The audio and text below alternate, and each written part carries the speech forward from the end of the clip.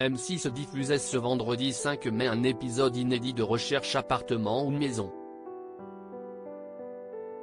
Le programme est notamment venu en aide à Damien, un candidat non-voyant qui voulait réaliser son premier achat dans la région lyonnaise. Pour Télé Loisirs, le quadragénaire revient sur son expérience. Rendez-vous incontournable de M6 depuis 2007, Recherche appartement ou maison revenait ce vendredi 5 mai avec un numéro inédit. L'occasion, pour Stéphane Plaza, de se confronter au marché, très tendu, de la location à Paris avec Eléa, tandis qu'Agnès Bardot sillonnait le nord de la Bretagne pour trouver la perle rare d'Aline et Karine. Du côté de Lyon, Sandra Viricel est venue en aide à Damien. Aux critères classiques d'une recherche d'appartement, venaient s'ajouter d'autres contraintes liées à la situation de ce dernier puisqu'il est non-voyant. Si est-il peut dire que Damien n'est pas prêt d'oublier sa participation à l'émission, comme il nous l'a confié. Damien, stressé par les caméras de Recherche appartement ou maison alors qu'il ne les voyait pas Télé Loisirs, comment vous êtes-vous inscrit à Recherche appartement ou maison ? Damien, si est à l'initiative de ma nièce. Cela faisait plusieurs mois que j'étais en recherche d'appartement, c'était un peu la galère. Un jour, ma nièce m'a proposé que l'on envoie une vidéo à M6 pour tenter le coup. Elle pensait que cela pouvait intéresser la production parce que si est une demande atypique. Moi, je n'y croyais pas du tout mais je lui ai dit ok. Je pense que si est aussi notre binôme qui a intéressé la production. Vous avez fait toutes les visites avec votre nièce. A-t-il fallu adapter le planning de tournage pour coller à vos deux agendas? Absolument. Ce n'était pas évident de trouver des jours en commun, il a fallu bloquer des demi-journées.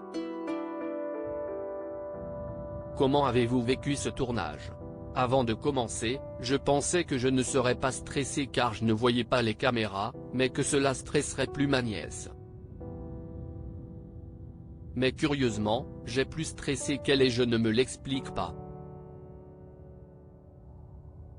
Le fait de ne pas savoir où étaient les caméras m'a mis un coup de pression supplémentaire. Je me souviens que j'avais peur d'avoir une mauvaise posture, par exemple. Mais les équipes ont été super et se sont adaptées à ma déficience visuelle. Damien, candidat non-voyant de Recherche appartement ou maison, Sandra Viricel a continué son boulot hors caméra. Aviez-vous des réticences ou des craintes? Non, pas vraiment.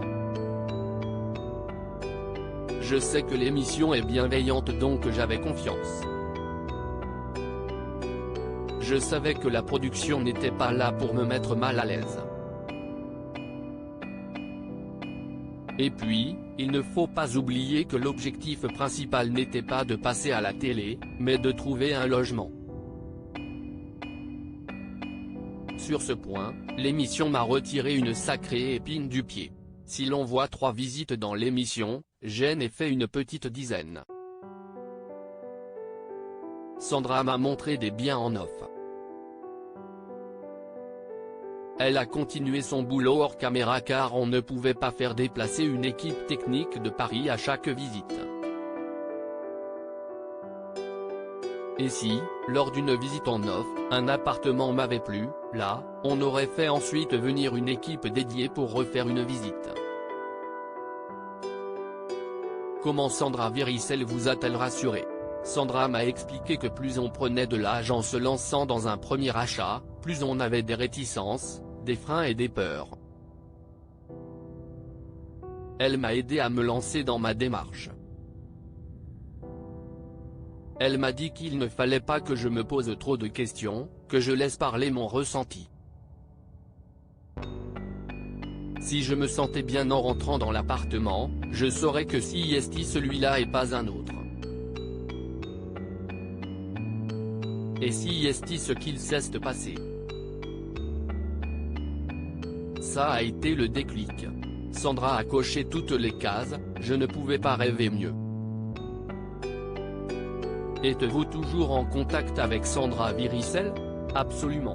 On s'envoie des petits textos, elle m'a demandé de mes nouvelles quand j'ai déménagé. Depuis quand êtes-vous installé dans votre nouvel appartement? Cela fait plus d'1 an. Le tournage a eu lieu en pleine crise sanitaire, il a d'ailleurs été arrêté à un moment. Si est assez rare de voir des personnes non-voyantes à la télévision. Était-ce important pour vous de montrer vos problématiques et votre quotidien? Bien sûr.